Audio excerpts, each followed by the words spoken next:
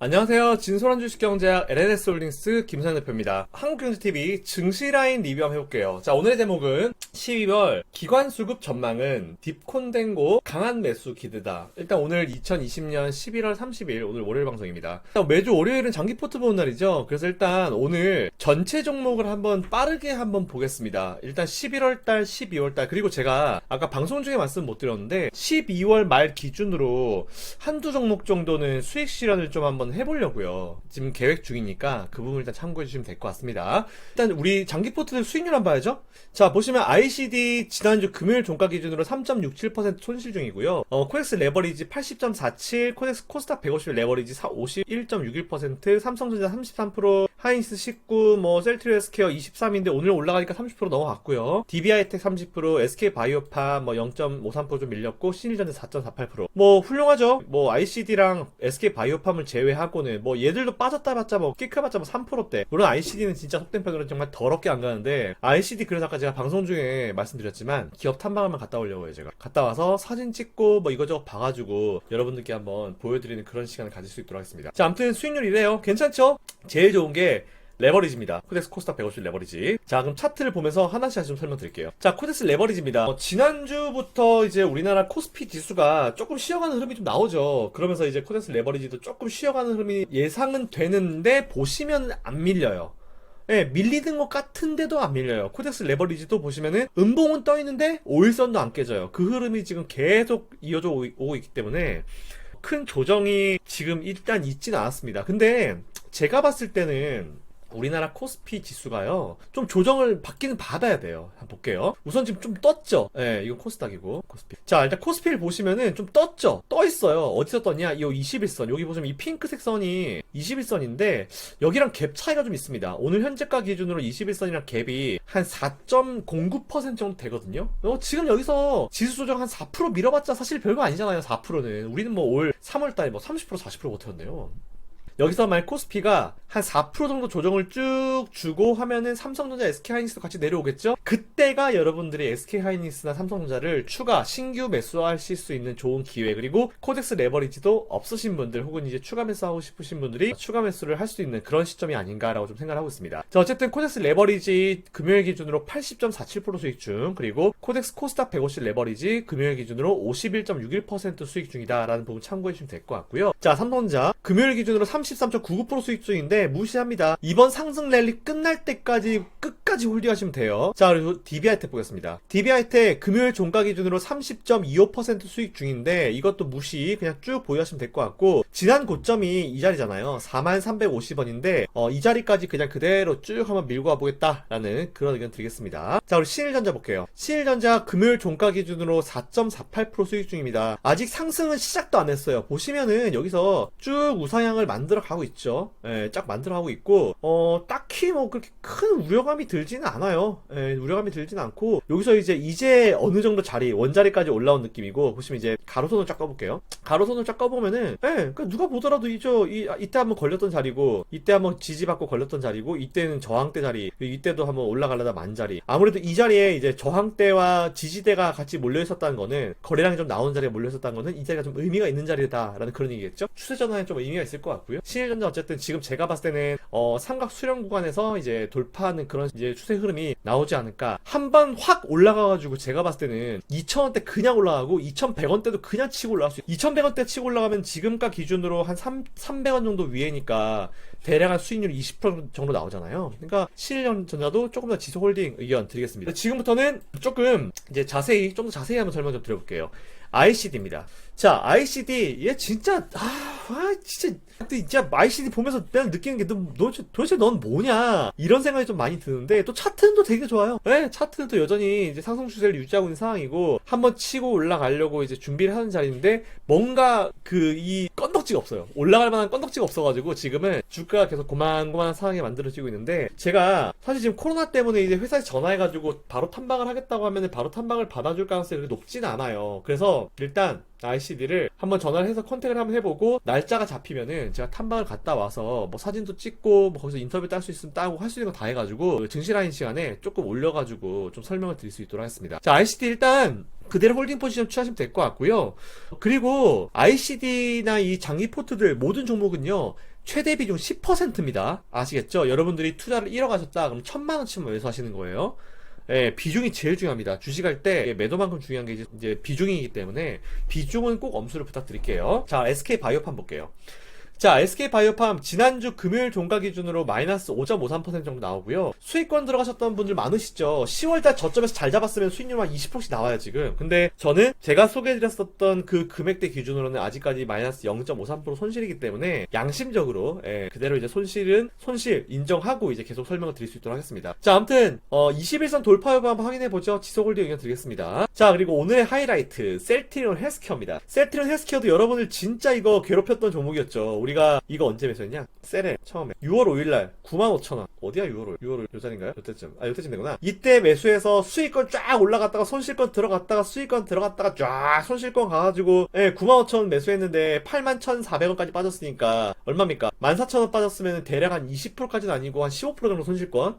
그랬는데 이게 수익권 들어오는데 며칠 안 걸리죠. 어쨌든 뭐 셀트리온 헬스케어 지난주 금요일 종가 기준으로 대략적으로 23.37% 수익이었는데 오늘 현재 7% 올라오고 있으니까 20% 수익은 가뿐하게 넘어가겠죠. 자, 그대로 일단 홀딩 포지션 취하시면 될 것 같고요. 윗꼬리가 조금 나오긴 하는데 제가 중간중간 봐가면서 기술적인 부분 봐가면서 여러분들께 설명을 좀 드릴 수 있도록 하겠습니다. 자, 우리 SK하이닉스 볼게요. SK하이닉스 이게 아니 제가 그 밑에서 그렇게 매수하시라고 막 이거는 좀 길게 가져도 됩니다. 그냥 편하게 매수하시면 이건 손실이 날 수가 없는 자리예요. 이렇게 그렇게 몇 개월 동안 말씀드렸을 때는 매수 안 하시고 이제 좀 올라오니까 매수하신다는 분이 많으셔가지고 좀 안타깝긴 하죠. 이미 매수하셨으면 지난주 금요일 종가 기준으로 한 20% 수익 중이실 텐데 행복한 고민을 하실 수 있을 것 같긴 한데 좀 아쉽지만 뭐 어떻게 합니까? 이미 엎어진 물이니까요. 자, 지금부터 추가 매수 신규 매수 하실 수 있는 그런 방법을 좀 생각해 볼게요. 일단 얘도 앞에 우리 코스피 지수랑 똑같죠. 21선이랑 갭이 좀 있어요. 오늘 현재가 기준으로 21선이랑 갭이 한 5% 정도 나오거든요. 만약 주가 쫙 밀어가지고 21선까지 내려오면 얘는 신규 매수 가능해요.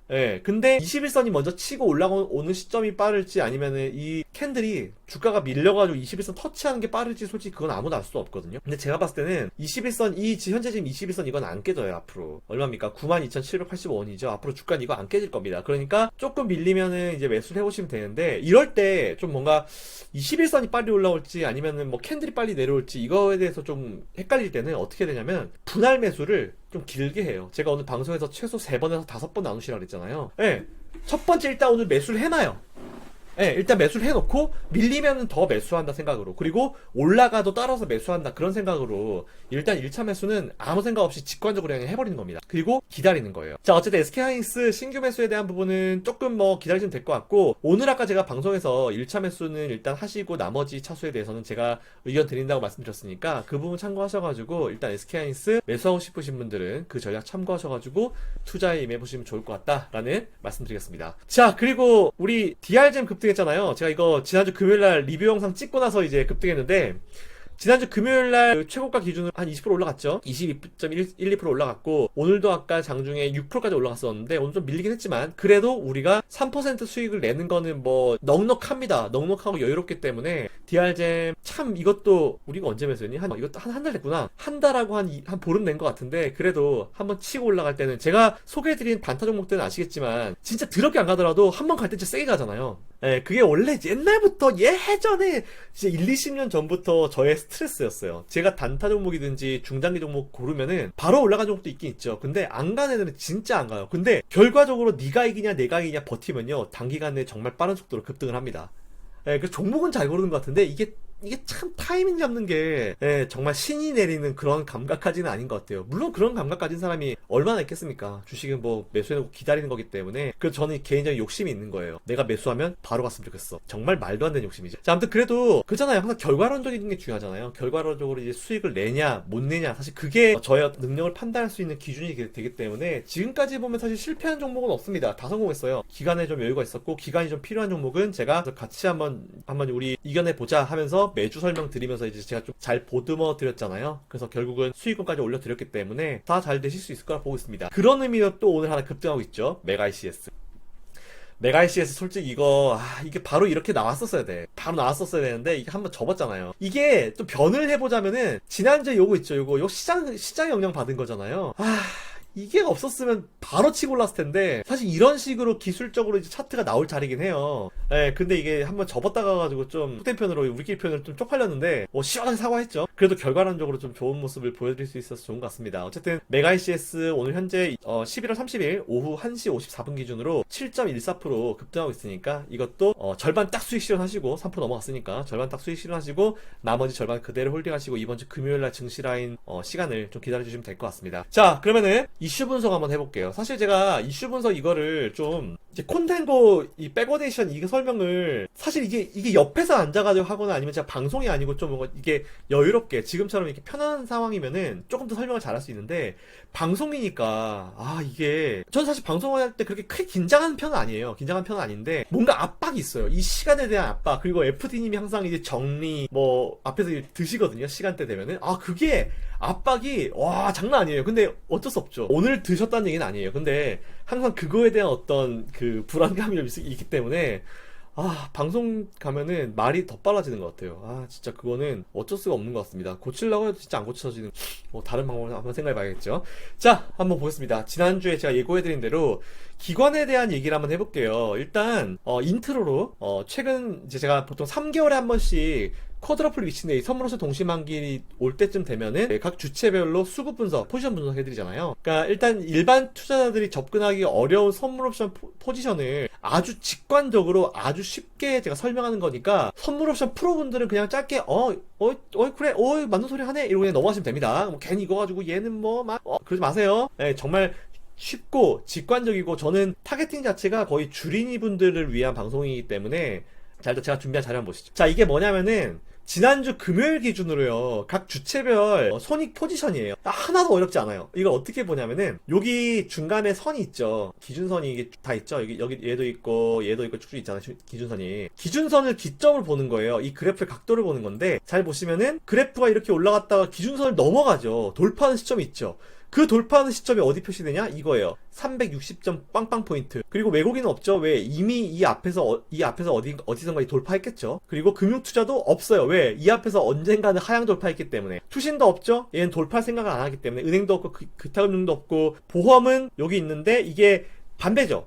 개인은 위로 올라가고 보험은 밑으로 내려가잖아요. 이게 무슨 의미냐면은 선이 위로 올라가면은 이 포인트를 기점으로 이 포인트가 넘어가면은 이제 수익권으로 들어간다는 얘기고, 밑에 보험은 이 포인트 밑으로 내려가면은 그 전까지는 수익인데 이 포인트 밑으로 이제 내려가면은 그때부터는 이제 손실에 들어간다, 그런 의미예요. 뭐 연기금은 손실, 기타 법인 마찬가지죠. 기타 법인은 356점 빵빵 포인트, 이거를 기점으로 요것보다 더 위로 이제 올라간다 치면 손실 포지션, 그리고 개인들은 이거보다 올라가면은 수익 포지션인데, 제가 보니까 이 360 이거를 갖다가 환산을 할 수 있어요. 이걸 갖다가 지수로 환산을 할 수 있는데 확인해 보니까, 자, 개인의 이 360 포인트는요, 이걸 지수 환산을 해 보니까 대략적으로 2687.73 포인트가 나와요.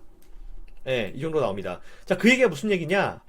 개인들은 그러면은 만기일 기준으로 요 자리가 360포인트고 이걸 지수로 환산하면은 2687.73이기 때문에 개인들은 12월 쿼드러플 위칭데이 기준으로, 만기일 기준으로 지수가 2687.73포인트 위에 있으면은 파생 쪽에서 수익이겠네? 그런 의미예요. 아시겠죠? 보험도 2포인트 보면 되고요. 기타 법인도 2포인트 보면 됩니다. 그래서 얘네들은 예를 들어서 보험이 뭐 347.5면은 이거랑 한 12점 정도 차이 나잖아요. 한 4% 차이 난다 치면은 여기서 뭐 대략 빼면은 뭐 2600 몇 포인트가 나오겠죠? 그럼 그 포인트 이하로 지수를 끌어내려 놔야지 보험은 파생해서 수익, 그리고 기타 법인도 2포인트 밑으로 지수를 끌어내려 놔야 수익이다 라는 그런 의미예요.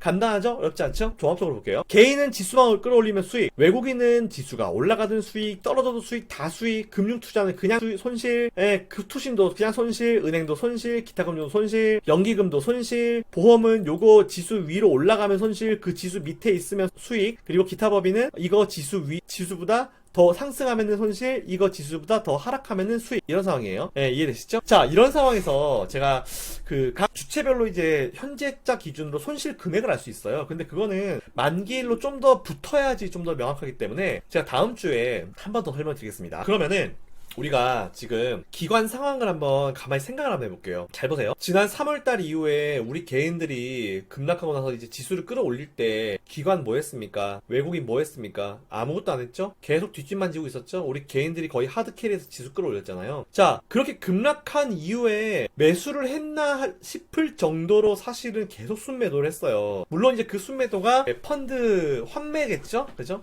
일반 우리 같은 개인 투자자들이 펀드 든 사람들이 야 니들 펀드 환매해서 돈 내놔라 이렇게 하기 때문에 이제 펀드를 환매해서 그걸 갖다 이제 개인들한테 돌려주는 건데, 되게 아이러니하게도 주식을 하려고 들어가 있는 주식 예탁금은 역대 최대치입니다. 사상 최대치예요. 근데 펀드는 설정액은 계속 줄어들어요. 이게 무슨 얘기입니까? 개인 투자자들이 야 니들 못 믿겠다, 그냥 내가 직접 하련다, 이거거든요.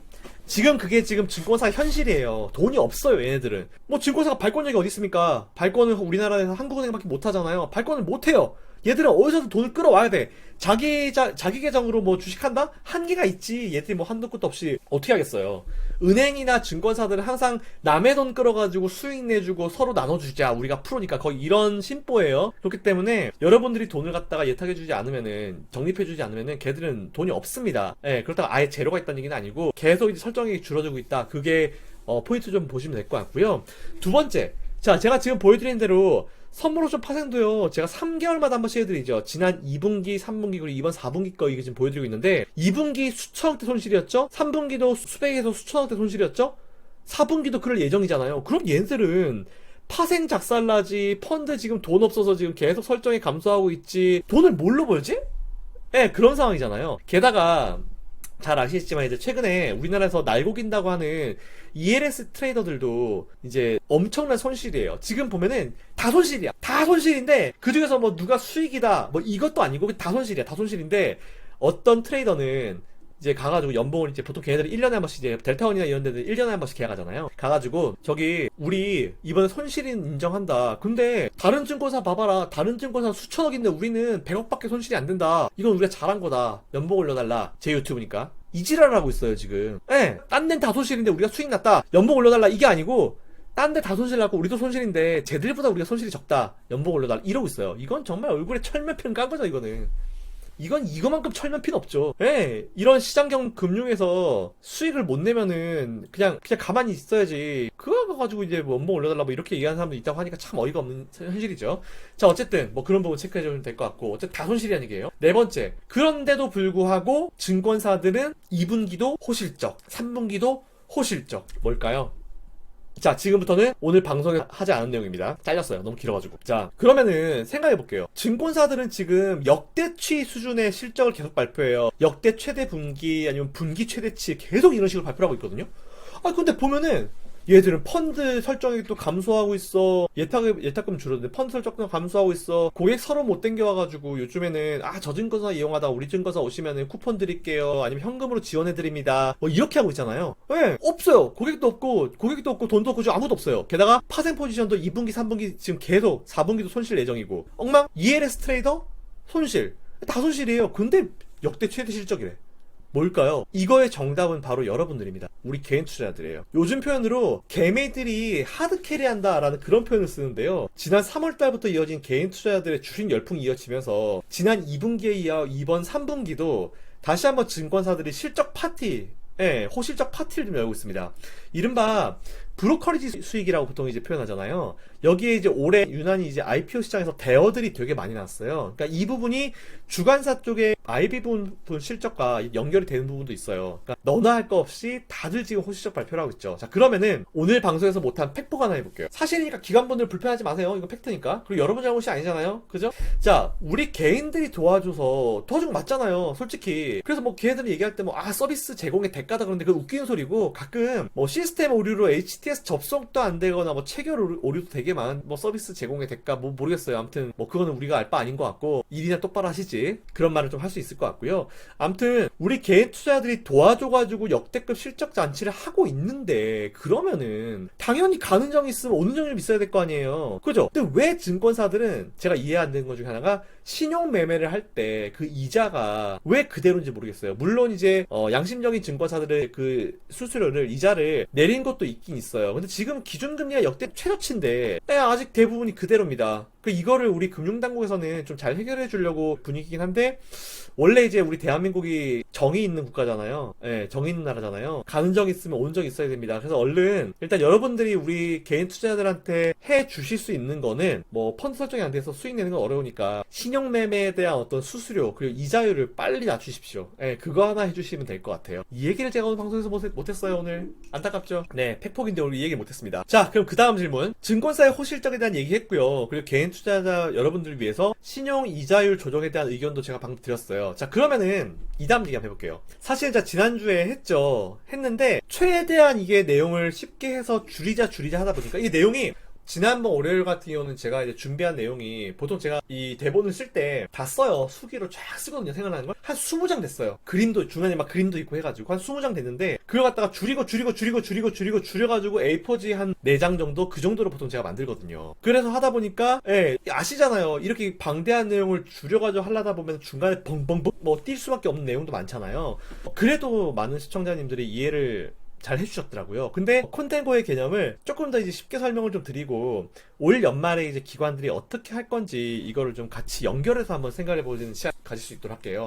정확하게 얘기하면 이제 딥 콘텐고의 개념이죠. 자, 우선 보겠습니다. 자, 일단 어쨌든 앞에서 제가 설명드린 대로 현재 기관 투자자들은 첫 번째, 개인 투자자들이 직접 투자 증가하니까 펀드 환매해라, 돈 내놔라 그래가지고 설정액도 없어요. 펀드 자금이 줄어들고 있습니다. 두 번째로 파생 쪽 포지션도 2분기 적자, 3분기 적자, 4분기 적자 예정, 수백억 수천억대 손실 예정이고요. 그리고 ELS 트레이더들 다른 증권사에 비해서 우리가 손실이 적으니까 연봉 올려달라 이런 말같지도 않은 소리를 하고 있는 상황이고, 그리고 네 번째, 그나마 브로커리지랑 대형 IPO 이것 때문에 호실적을 좀 이어가고 있는 그런 상황입니다. 자, 그렇게 설명드렸죠? 그러면은 분명히 각 증권사들도 알 거예요. 언제까지나 브로커리지랑 대형 IPO 수익 쪽에 기댈 수 없다는 걸 알 거거든요. 그러면은 올해 분명히 뭔가 변화를 줘야 돼요. 일단 펀드 쪽은 자꾸 환매를 하니까 증권사들은 뭐 자기들끼리 뭐 우리 쪽으로 오면은 쿠폰 주겠다, 뭐 현금으로 지원하겠다 이렇게 해가지고 서로 이제 굉장히 타이트하게 막 엄청나게 좀 치고받고 지금 싸우고 있는, 경쟁을 하고 있는 상황이고요. 그게 아니면은 각 증권사별로 이제 스타를 만들어요. 요즘에 보시면 이제 되게 증권사마다 되게 잘 하시는 분들이 나오셔가지고 막 언론에 많이 노출이 되시잖아요.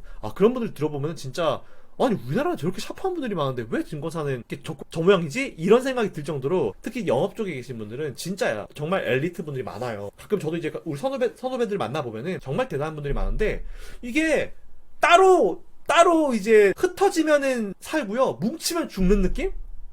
네, 거의 이런 느낌이에요. 원래는 뭉치면 살고 흩어지면 죽는다잖아요. 근데 우리나라 증권사들은 흩어지면 살고요, 뭉치면 죽는다, 거의 그런 느낌이에요. 아니, 개개별로 따로따로 만나보면은 너무너무 똑똑하고 너무너무 이제 스마트하고 샤프해요. 근데 그래요. 왜일까요? 그래서 이제 저희 선배님이랑 이제 형이랑 얘기해보면은 우리 증권사들은 입사한 지 3년만 되면 바보가 돼, 이런 얘기를 많이 하더라고요. 뭐 어쩔 수 없죠. 이건 조직에 있기 때문에. 자, 아무튼 증권사에 계신 직원분들이 그런 게 아니에요. 그분들은 정말 샤프하고 정말 대단한 분들이고 저도 배울 게 많은 분들이기 때문에 절대로 그런 분들 욕을 하지 마십시오. 그냥 흩어지면은 살고 뭉치면 죽는 게 우리나라 증권사의 기본적인 거기 때문에 어쩔 수 없어요. 어쨌든 각 증권사마다 이제 스타 직원들을 이제 증권사 직원들을 이제 방송에 내보내가지고 서로 이제 홍보를 많이 하고 계시죠. 전문성이 더 뛰어난 분들을 방송에 내보내가지고 그거로 팬층을 형성하고 계좌를 만들게 하는, 이런 거 되게 좋은 것 같아요. 그렇다 해도 본질적인 부분은 사실 변화가 있기는 좀 어렵죠. 증권사 영업 쪽 계신 분들은 그렇게 노력을 하는데 일반 펀드 매니저들, 즉 트레이더들은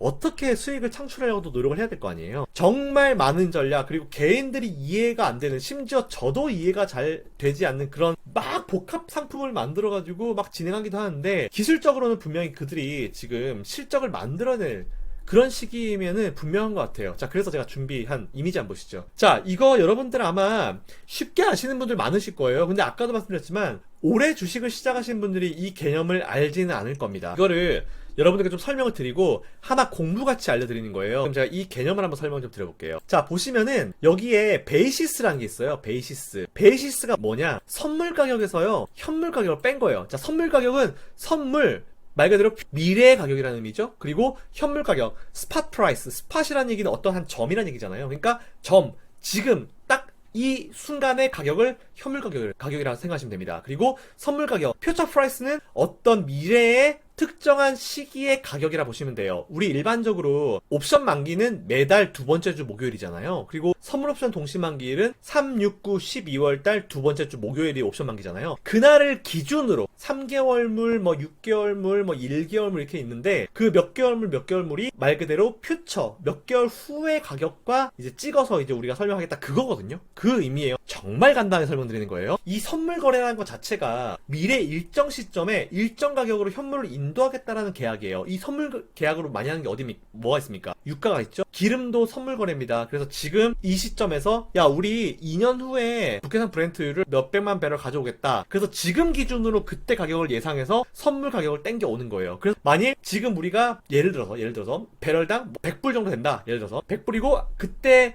선물 봤을 때 한 120불 좀 올라갈 것 같아. 그래서 우리가 그때 120불 정도로 계약을 했어. 근데 거기서 유가가 많이 급락을 했어요. 80불 정도 떨어졌어. 그러면은 그거에 대해서 손실을 보는 거죠. 어차피 우리는 계약을 이미 했으니까. 유가가 떨어지면 손실을 보는 거죠. 근데 유가가 만약 올라갔어. 150불, 200불까지 올라갔어. 그럼 우리는 계약을 120불 했기 때문에 현재 유가가 200불이어도 120불짜리 그냥 들고 올 수 있는 거예요. 이걸 선물 거래라 그래요. 그리고 우리나라 농산물도 선물 거래합니다. 그래서 이제 배추 같은 것도 선물 거래를 해가지고 미리 가가지고 뭐 이마트나 이런 데 큰 업체들은 가가지고 이제 농부분들이랑 같이 해서 이제 우리 이거 내년에 이거 몇 평 이게 뭐 아크당 이제 얼마에 우리가 가져오겠다 이렇게 계약을 해요. 그래서 그때 풍년이고 뭐 아니 흉년에 따라 가지고 가격이 바뀌는 부분이 있는데 그런 것도 실제로 합니다. 그걸 갖다 보통 선물 거래를 하니까 그 부분 참고해 주시면 될 것 같고요. 자, 그래서 선물 가격을 영어로 퓨처 프라이스 그리고 현물 가격을 스팟 프라이스라 부른다. 라는 그런 부분 좀 보시면 될 것 같아요. 그리고 선물 가격에서 현물 가격을 뺀 거를 베이시스라고 그럽니다. 자, 그럼 일단 여기까지 정리되셨죠? 한 번만 더 들어가 볼게요, 그러면.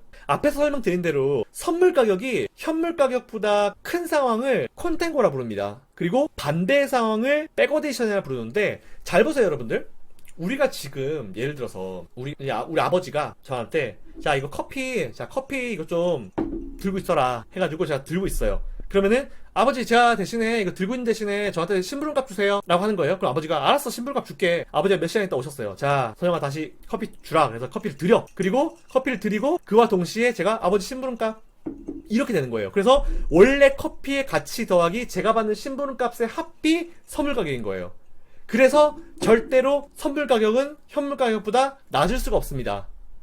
그래서 정상적인 가격 지금 현재 가격보다 선물 가격이 높은 상황, 이 정상적인 상황을 콘텐고라 그러고요. 그리고 이게 반대로 간 거. 현재 가격보다 선물가가 떨어졌어요. 왜? 이거는 보관 가격 포함하더라도 이거 말도 안 되는 가격이잖아요. 이거를 백워데이션이라 부릅니다. 아시겠죠? 이 부분은 여러분들이 꼭 한번 참고해 주시면 될 것 같아요. 이거는 진짜 중요합니다. 자, 그러면은 선물 가격. 어차피 선물 가격이 앞에서 말씀드린 대로 정상적인 상황 콘텐고라고 하면은 선물 가격이 높아도 높다는 얘기잖아요. 그 선물 가격에서 현물 가격을 뺐을 때 그 차익을 베이시스라 그래요. 그래서 베이시스가 플러스 가격이 나오려면 선물 가격이 높은 거겠죠? 베이시스가 플러스 가격이 있으면 그거를 콘텐거라고 그러고요. 베이시스가 마이너스 가격이 있으면 그거를 백워데이션이라고 부릅니다. 이해되시죠? 하나도 어렵지 않죠? 이걸 갖다가 아까 방송에서 설명드려야 되는데 이렇게 찍어서 못하니까 방송은 그런 한계가 좀 있습니다. 어쨌든 그래서 제가 유튜브 하는 거죠. 자, 그러면 일반적으로 우리가 이제 보통 프로그램 PR 매매를 하잖아요. 걔들은 어떻게 하려는 속성이 있냐면은 선물과 현물을 딱 봤을 때 고평가, 즉 가격이 높은 거를 갖다가 매도를 하고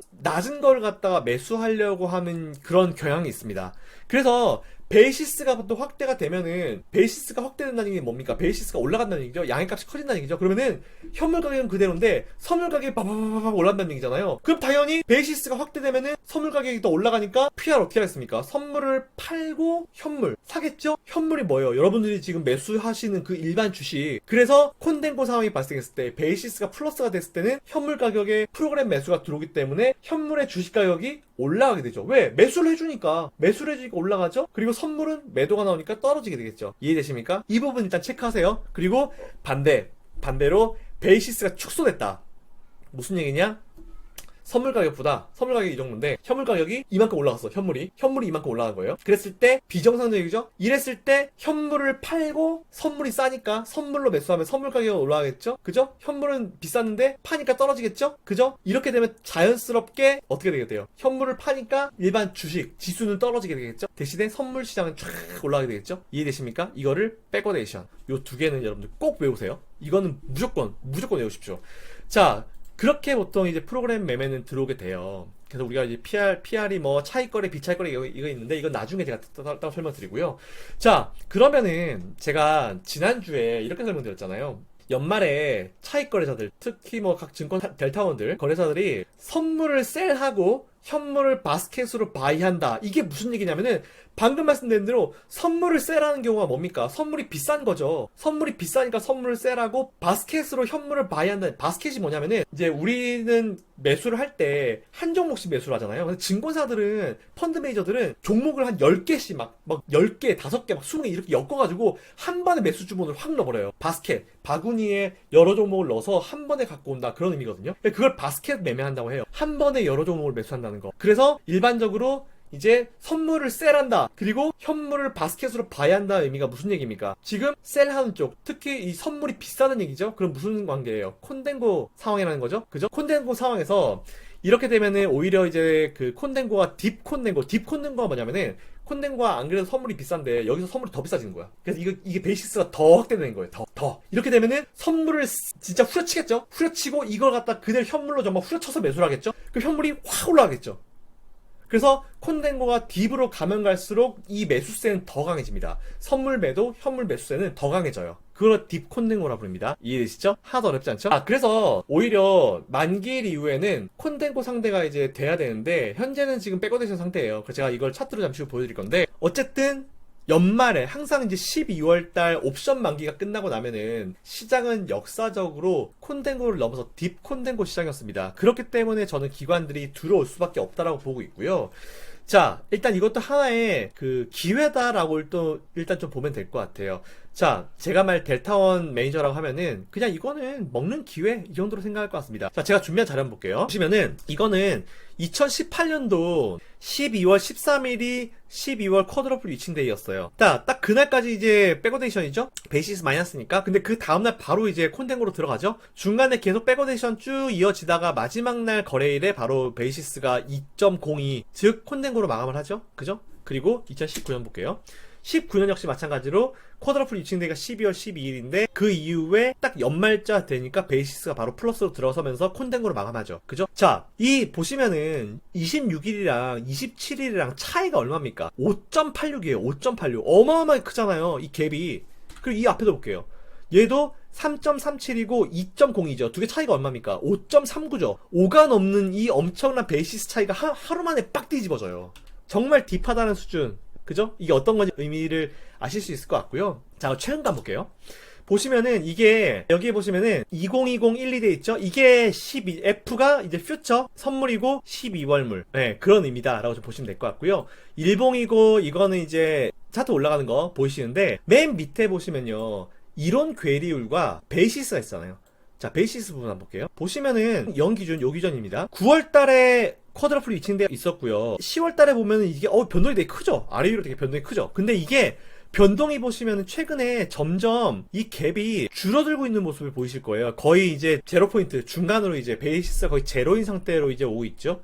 자, 이런 상황이 항상 매년 연말쯤 되면은 이런 분위기로 항상 이어졌다라고 좀 여러분들이 체크해 주시면 될 것 같아요. 자, 그러면은 2018년도랑 2019년도에 연말쯤에 대해 가지고 각 주체별 수급을 한번 보여드릴게요. 자, 보시면은 이것만 보시면 돼요. 잘 보세요. 잘 보시면 개인이 주황색이죠. 그리고 금융투자가 녹색이에요. 금융투자가 사실은 보면은 딱히 11월 달까지는 뭐 딱히 별로 하는 거 느껴지진 않아요. 잠깐 10월 말에 했다가 이제 다시 쭉 내려왔다가 하는데 갑자기 11월 달 이제 중반부터 쫙 매수를 해서 이제 위로 쫙 당겨주기 시작하죠. 금융투자가 쫙 매수를 하죠. 그죠? 이게 앞에서 말씀드린 대로 연말에 이제 콘덴고 들어가니까 이제 계속 매수를 들어가는 거고, 금융투자도 보시면은 연말로 가면 갈수록 매수폭을 점점 늘려가요. 쭉쭉쭉 늘려가죠. 예, 쭉 늘려가는 부분 보실 수 있을 거고요. 이거는 2018년 거였고 2019년도 볼게요. 자, 2019년 마찬가지입니다. 대놓고 보이죠? 자, 보시면은 오히려 이제 이 0, 기준선 0이 0 근처로 10월 달까지는 가만히 있다가 10월 중순 11월 말부터 쫙 매수를 하고 있죠. 근데 대신에 이제 개인들은 쭉 매도. 이거는 대주주 장독세 때문에 연말에 매도한 거고요. 그리고 지수는 이제 기관들이 땡겨주면서 같이 올라가는 그런 흐름이 나오고 있습니다. 보면은 개인들은 매도하는데 금융투자는 쫙쫙 매수하고 있죠. 아시는 대로 이런 프로그램이나 이런 차익 거래들은 보통 금융투자로 많이 잡히기 때문에, 그리고 기관에서 제일 많이 잡히는 게 금융투자잖아요. 그래서 그 부분까지 여러분들이 한번 체크를 해보시면 될 것 같다라는 그런 말씀까지 드립니다. 결론 지어서 말씀드리면은, 금융투자가요, 지금 보시면 제가 이제 12월 달만 이렇게 보여드렸는데 10월 달에는 딱히 별로 매수를 안 해요. 딱히 안 나서거든요. 올해도 마찬가지죠. 근데 이미 최근에 지금 매수가 이미 10월 달 중순부터 들어오고 있다는 부분, 금융투자가 조금씩 들어오고 있다는 부분이 또 연말에 얘네들이 또 대놓고 또 매수를 해주겠구나, 이런 걸 좀 의미할 수 있을 것 같습니다. 자, 매년 보시면 12월 달, 작년도 마찬가지예요. 보면은 개인들이 이렇게 확 던졌는데 기관이 쫙 땡겨주니까 지수도 쫙 올라가죠. 그래서 연말 기준으로 항상 대주주 양도세가 이슈가 있었는데도 불구하고 지수가 별로 안 밀린 이유가 이것 때문이에요. 그래서 오히려 대주주 양도세가 3억으로 내려왔잖아요. 그러면 매도가 더 많이 나왔겠죠. 개인들 매도가 엄청나게 많이 나왔을 거고, 그거를 금융투자들은 가만히 앉아가지고 날로 다 받아먹었을 거예요. 전 이게 너무 꼴보기 싫은 거예요. 걔네들은 지금 다 지들 좋은 거만 하고 있잖아요. 3월달 그렇게 힘들 때 하나도 도와주지도 않고, 지금도 자기들은 갖다가 막 매매도 엉망진창이고 막 실적도 엉망진창인데, 개인들이 투자 막 매수매도 많이 해서 브로커리지 수익 나오고 뭐 대형 IPO 나와가지고 그것 때문에 먹고 살고 있잖아요. 네, 근데 그렇게 막 혜택을 받는 애들이 대주주장도 3억 떨어져가지고 그거 가지고 물량 던지면 가만히 와서 받아먹는, 그게 너무 싫은 거예요. 네, 매년 어차피 나오긴 나오지만. 그래서 이미 차익거래자들은 3억 내려가도 우리가 다 받으니까 괜찮다, 이렇게 얘기를 해요. 근데 그건 니들만 생각한 거고, 개인 투자자들은 괜히 억울한 연말에 팔았다가 연초에 사는 사람도 많을 거 아니에요. 그리고 되게 짜증나는 게, 쟤네들이 어떻게 매매하냐면은, 연말에 개인들이 이렇게 매도할 걸 알아요. 그러면은 기다렸다가 연말에 개인들이 물량 던지잖아요. 그러면은 지들이 그걸 다 받아. 그랬다가 어차피 개인들은 연말에 팔았다가 1월달에 다시 매수하거든요. 그럼 기관들 어떻게 하겠어요? 이걸 역이용해서 12월달에 개인들이 그랬다가 어쩔 수 없이 매도한 거를 가만히 다 받습니다. 그랬다가 1월달에 어차피 1월 효과에 개인들 매수하니까 자기들이 12월달에 매수한 거를 다시 1월달에 매도를 해요. 단타 치는 거예요. 개인들은 도대체 무슨 호구가 되는 거예요? 제가 이게 너무 꼴보기 싫은 거예요. 지들은 혜택은 다 받고 앉아있고, 지들은 삽질은 다 하고 앉아있으면서 이런 혜택을 받으니까 제가 그것 때문에 열받은 거예요. 근데 기관한테 물어보잖아요? 기관에 계신 분들한테 물어보면 지수 별로 안 빠져. 어차피 다 받을 거니까. 이건 진짜 니들만 하는 거야, 니들만.